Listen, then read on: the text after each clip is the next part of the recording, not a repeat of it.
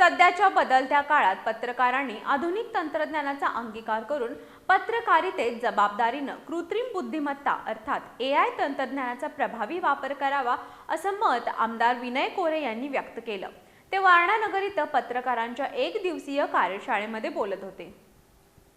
पन्हाळा तालुक्यातील वारणा विभाग शिक्षण मंडळ, वारणा विद्यापीठ यांच्या सहकार्यानं Tatyasaheb Kore institute of engineering and technology आणि अखिल भारतीय मराठी पत्रकार परिषद तसंच वारणा कोडोली परिसर पत्रकार संघ यांच्या संयुक्त विद्यमानं पत्रकारांसाठी एक दिवसीय कार्यशाळा पार पडली।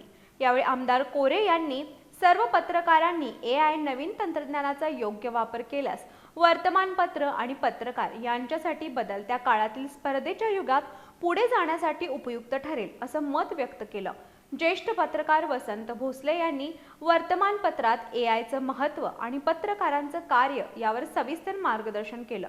या पत्रकार कार्यशाळेसाठी अखिल भारतीय मराठी पत्रकार परिषदेचे अध्यक्ष शिवराज काटकर प्रमुख उपस्थित होते।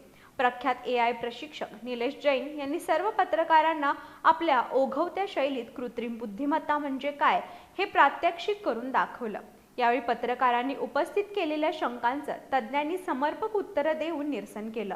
यावेळी पन्हाळा, शाहूवाडी, हातकणंगले, शिराळा तालुक्यातील सर्व पत्रकार उपस्थित होते।